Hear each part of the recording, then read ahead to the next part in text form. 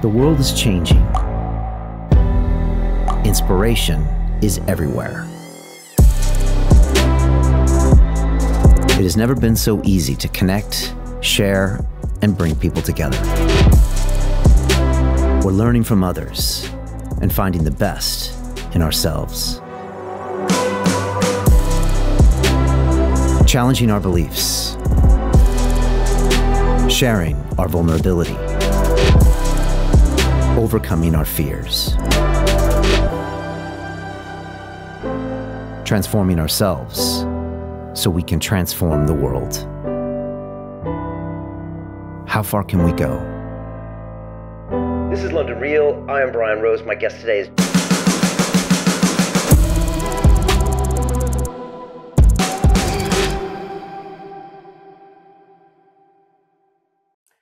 This is London Real. I am Brian Rose. My guest today is Dr. David Martin, the American author, professor, and researcher.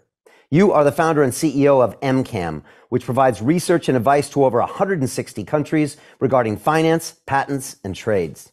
You were the central figure in the documentary film Plandemic 2, which we live streamed here on our Digital Freedom platform to over 2 million viewers, the largest live broadcast of a documentary film in history.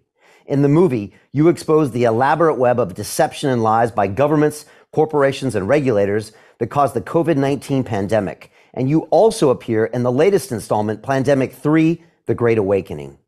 Ultimately, you believe COVID was a pre-planned act of biological and chemical warfare perpetrated on the human race. And you said exactly that in the European Parliament during the recent International COVID Summit in Brussels. David, welcome back to London Real. I am so happy to see you, Brian. It's great to be here. And man, what a beautiful suit you've got on. Well, some great things never change. Well, that's a beautiful tie. And the man that consistently pulls off the bow tie is a strong man indeed. We'll definitely get you over to London and we'll go down to Savile Row and maybe you can teach me a thing or two. How's that? There you go. David, I couldn't be more excited to speak to you. I just uploaded a 20-minute piece of you speaking in front of the EU, and I highly recommend everybody go watch that when we're finished. I think it's probably the single most important, most prescient, most potent description of the entire pandemic. And you break down everything that you've been talking about for 20 plus years, and you take us all the way back to 1965 when this whole thing started. And I had a couple flashbacks back to Plandemic 2, but you didn't go all the way into it in Plandemic 2 because it was probably so much information and it was early days. But what you said recently in front of the EU, along with the emotional content, for me, it's the most powerful thing I've seen in years. And I was curious, how would you describe, what you said? Because I think the average person watching us right now has no idea of the detail that you can break down as far as the traces of what happened to us the last few years. Brian, a lot of people have asked how I do research. And in the case of not only the coronavirus situation, but in the case of anthrax and in the case of conotoxin, in the case of an enormous number of other things, including the Ebola campaign during the mid-2010s, the difference between what a lot of people do and what I do is I watch the thing as it unfolds. You made reference in the opening to the fact that we advise 168 countries. What I receive inside of our corporate structure is the innovation disclosures, contracts, records of procurement, all kinds of things. And that goes into the Cuisinart of our data. It's how we make our global equity indexes that are traded. It's how we do our business. And so we don't look for things. We actually have a system that flags things. I can set flags for all sorts of things. I can set flags for violations of laws. I can set flags for all sorts of either themes or content or actors or whatever. And in the early 2000s, and a lot of people don't know this, but in the early 2000s, when we were asked to look into the anthrax outbreak, which most people don't even remember. I mean, when we talk about September 2001, everybody thinks about planes and towers. But the global fear in September of 2001, and the thing that was exploited to pass what ultimately became the PrEP Act in 2005, was the anthrax outbreak that allegedly happened at the end of the month.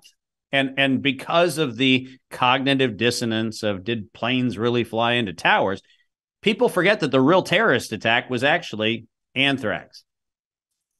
And the problem about forgetting that is people also forget that several years after the alleged investigation, we were able to definitively and unequivocally and without censorship say the United States Department of Defense attacked America. There you go. It's not hard. And the problem, right, is by the time that statement was made, kind of like UFOs are real, gender isn't real, all of the crazy other things that people say, the problem is by the time you get to the conversation where people admit, oh my gosh, the US really did anthrax to itself, people have forgotten the story.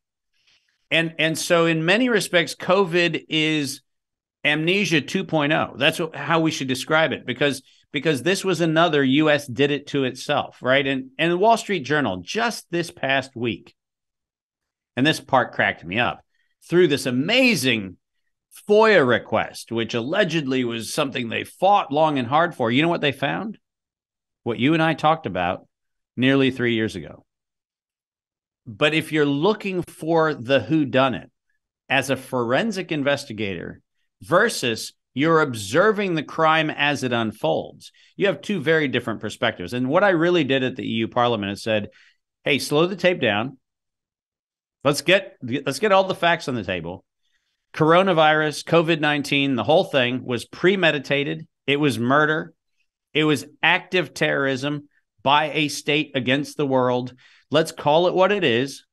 And let's not pretend like maybe there's a more complex explanation for, I don't know, the facts. And the facts are, here's the bad news, for 58 years, the United States, the UK, in collaboration with researchers around the world, planned to use coronavirus to instill the most tyrannical reform of society that this generation has ever seen.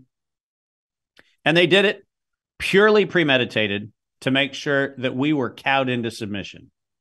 And the bad news for them is there's a lot of people that didn't take the knee.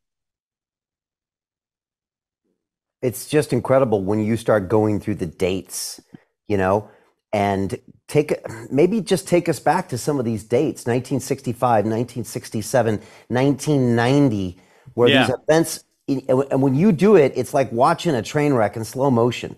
And again, the beautiful thing about your work in Plandemic 2 is that there was no emotion, there was no opinion, it was all facts.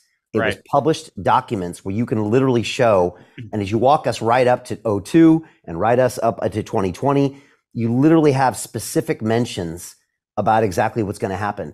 Yeah. That document what you just said, because a lot of people will hear what you just said and be like, okay, here's another one who's making these claims, but you can document every single thing you're saying. Well, and not only can I, in the EU Parliament speech, I actually put every single reference in. There's not a single thing I said that's not referenced with the source document behind it. So you can read it, do it yourself. Go read it, read the document, draw a different conclusion. But let's go back to 1965 because it's important to do this. And remember that 1965 is only a few years, less than 2 decades, from when we even had the idea of what DNA and RNA even were. Remember, it's 1953 that we figure out DNA. So, you know, when I talk about 1965, we're talking about a 12-year-old technology that we don't even understand, where researchers in the United States started guessing that this thing that they decided to call coronavirus was interesting because they actually saw it associated with people that had various kinds of colds and influenza-like illness and so forth. And they also found out that you could play around with it and get it to change its targets really quickly, which is a really interesting kind of, is that a good thing to know? Is it a bad thing to know? It sounds like gain of function research. But But what happened between 1965 and 1967 was a violation of, at that time in the UK, Nuremberg standards, and in the United States, a violation of our biological and chemical weapons laws dictated in Section 18 of the U.S. Code.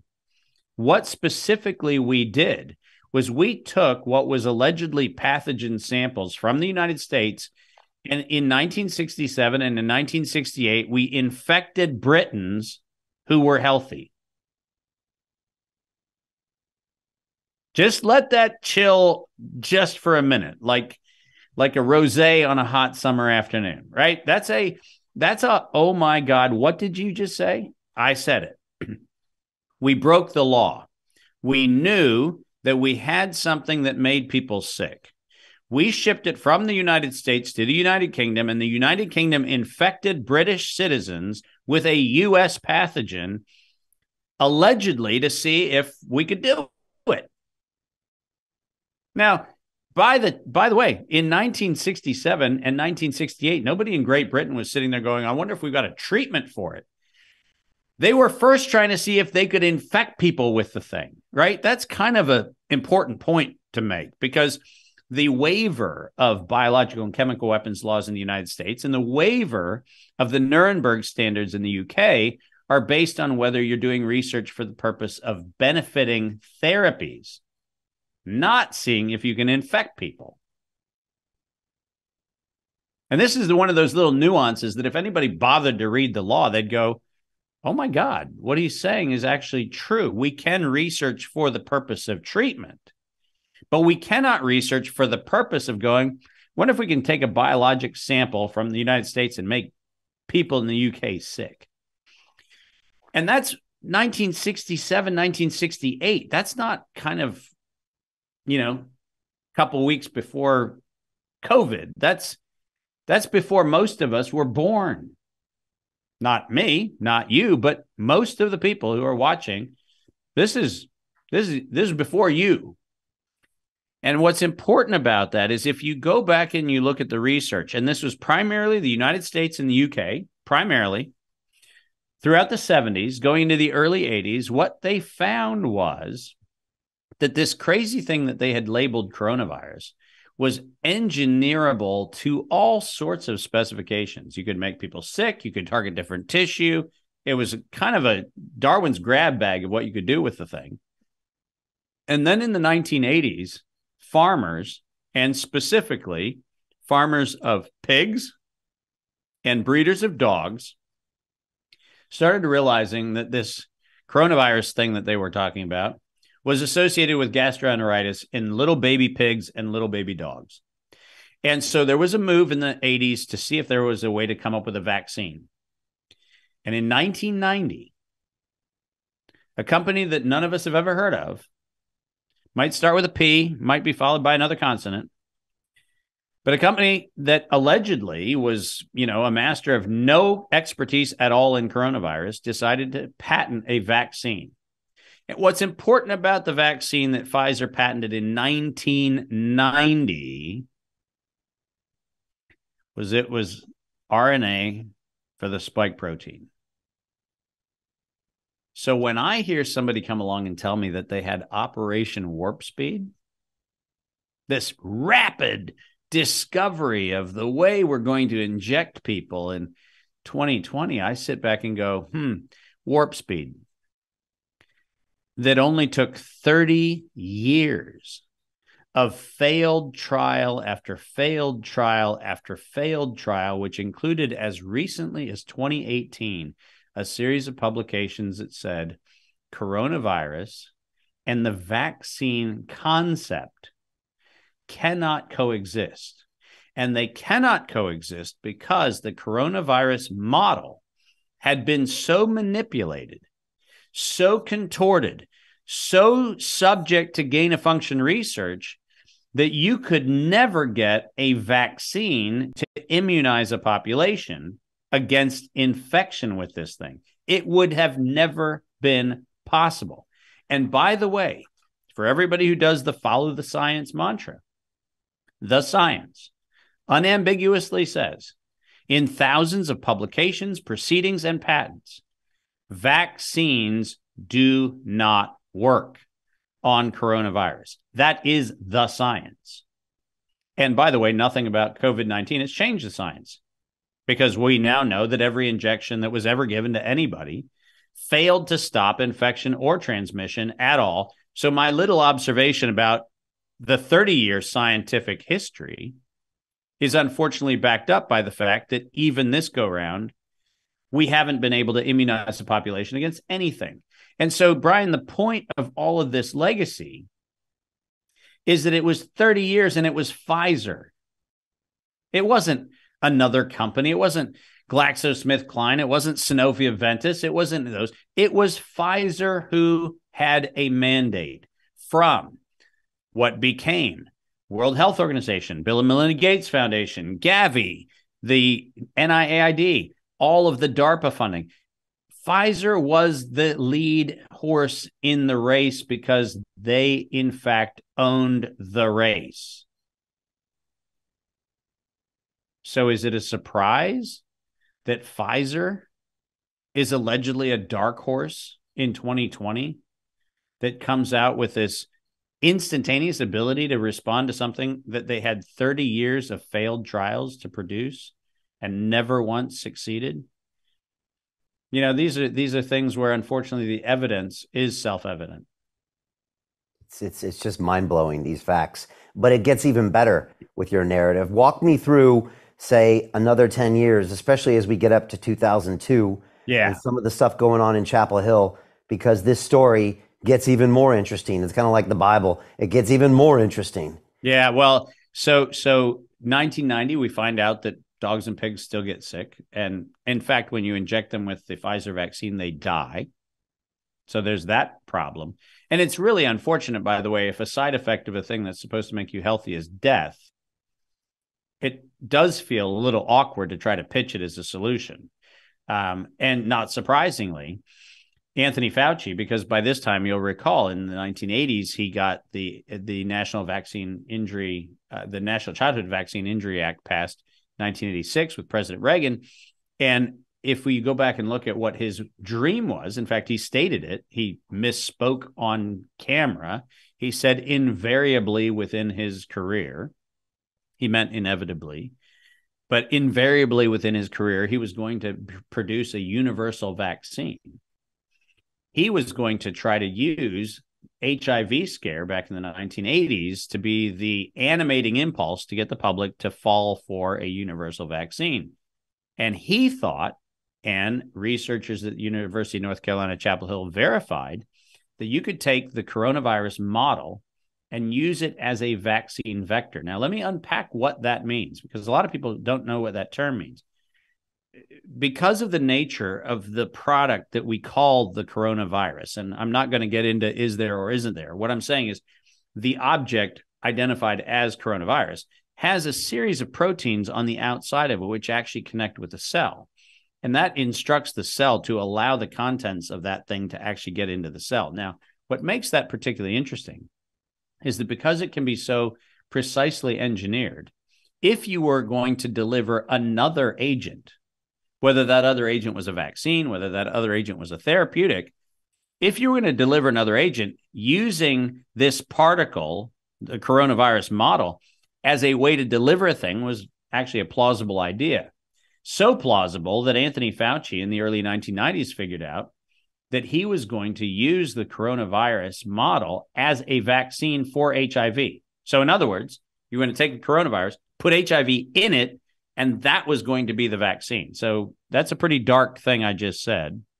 I said it in a fairly light way, but it's a pretty terrifying thing when you hear what I just said. He was going to use coronavirus as the delivery agent for HIV.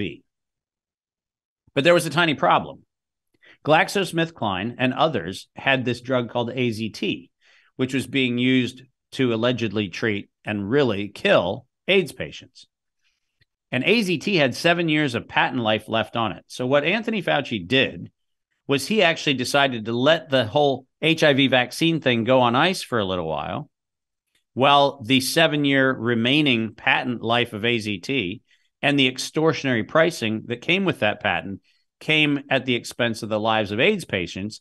And what they did was from the late 1980s, technically, up until nearly 2000, right, 1999, they allowed AZT to run out its patent, extorting healthcare across the world, billions of dollars to kill AIDS patients. And then they decided to pick up the injection program at UNC Chapel Hill in 1999. And they funded a guy named Ralph Barrick and his collaborators at UNC Chapel Hill. And between 1999 and 2002, they developed what they called an infectious replication defective clone of coronavirus. Now, if you listen to what I said about the vaccine vector, now it makes sense, right? Why do you want an infectious replication defective? Well, infectious means you want the thing to make the cell sick and you want to introduce it, but you don't want it to then propagate like the other viral models do, which says that once inside your cell, you make more of them and then they go out and they infect other people. So this idea was to build a bullet that carried a bullet inside of it. Think about it as a bunker busting round in the military. You have a pre-charge that blasts the thing open, and then you have a secondary charge that does the lethal work, right? Same thing, just on a very small scale. So this was a bunker buster. Coronavirus was going to be the bullet that pierced the cell wall to drop the other toxin in. And in 2002, the University of North Carolina Chapel Hill patented the infectious replication defective clone of coronavirus and succeeded in making it target heart and lung tissue. Now, just let that chill for a moment again, right? Remember, we're talking about researchers that said, it's making dogs and pigs sick. Let's see if we can take that same thing and see if we can target the heart. Let's see if we can target the lungs. And if you had an outstanding question in your mind, like, are these good people just misguided? Listen to this sentence one more time. Target the heart. Target the lungs. Does that sound like the place where you'd set an immunologic target?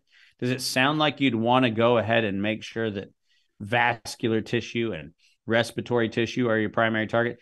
I don't know about you, Brian, but the beating of my heart and the breathing of my lungs is something that I kind of want to leave pretty unmessed with.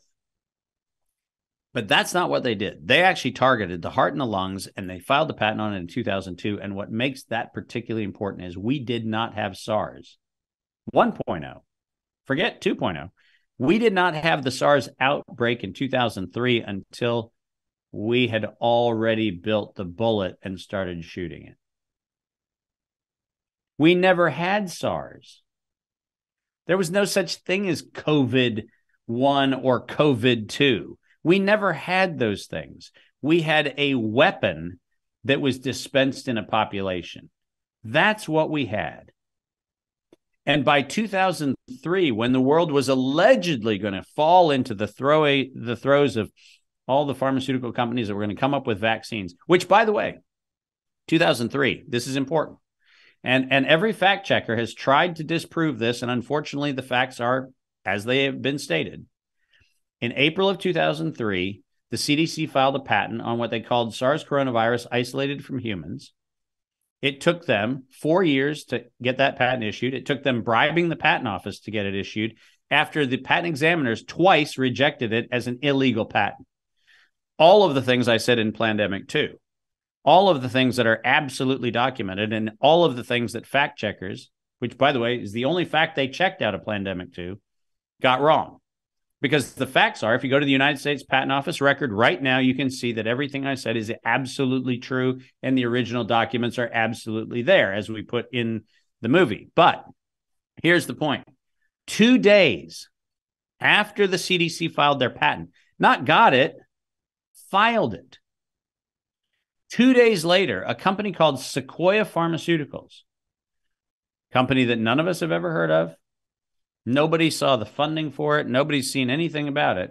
2 days after the CDC filed a patent on allegedly discovering the gene for SARS and the entire DNA sequence that actually was the underlying alleged coronavirus isolated from humans, 2 days later, the vaccine patent was filed on SARS. Now, in what world could you, in the space of 2 days, go from allegedly identifying the existence of a thing to not only filing a patent on the vaccine for it, but having data on the research of the vaccine for the thing that was patented 2 days earlier? Now, people say, Dave, that sounds like a conspiracy theory. I'd like you to drop the word theory, because it's not a conspiracy theory when it is, in fact, a criminal conspiracy. It was a criminal conspiracy. There is no question that Sequoia Pharmaceuticals could not have invented a vaccine for a thing for which a patent had only been filed 2 days prior. That's a conspiracy, which is a criminal conspiracy. And that involves the CDC participating in a racketeering and domestic terrorism and global terrorism exercise to release a known toxin into a population to justify the acceptance of a vaccine. Tiny problem. By 2007, it turns out Sequoia's vaccine didn't work. Because you know what happened when it got injected into living things? They died. Didn't work. But what's fascinating about this whole story is then you actually recognize that in 2005, and this is probably the crowning achievement of the EU speech, which also fact checkers on YouTube have decided to tell me and tell everybody in the world can't be true. But it is on Ralph Barrick's downloadable CV at the University of North Carolina, Chapel Hill right now. You can go online, pause the video, confirm what I'm saying. In 2005, Ralph Barrick made a presentation sponsored by DARPA and the MITRE Corporation, M-I-T-R-E, the MITRE Corporation. And in that presentation, his title of his presentation was Biohacking a Coronavirus as an Enabling Technology for Biowarfare. Now, I've been told that I'm misunderstanding, that he was really talking about coming up with treatments for a thing. Brian, I don't know for you, I don't know if the average UK listener or viewer has a hard time understanding the English language, but let me unpack something. If it was treatments for coronavirus, I wouldn't have an argument. But if you say that your speech is coronavirus, biowarfare enabling technology, I don't know which part of that phrase is creating the problem for fact checkers. Biowarfare enabling feels to me like you might be enabling biowarfare. But apparently I've got it wrong. I'm misunderstanding the innocent Ralph Barrick, who happened to not only make that presentation, but then receive a black contract at the UNC Chapel Hill lab, which stood side by side with the NIAID to allegedly then come up with research that, subject to the gain of function moratorium in 2014, was given a waiver because he was funded. So funded research got a waiver mysteriously, even though the public was told that we actually put a moratorium on gain of function research. But since he was already funded, he was getting funding. Therefore, he was allowed to keep doing it so that by 2016, he could write the following sentence. The Wuhan Institute of Virology virus 1 spike protein is poised for human emergence. Let's just dial back to, I don't know, December of 2019, when allegedly we were supposed to believe that some poor schlep in a wet market in Wuhan bought a dog or a civet or a pangolin or a bat or whatever the heck they bought. To continue watching the rest of the episode for free, visit our website londonreal.tv or click the link in the description below.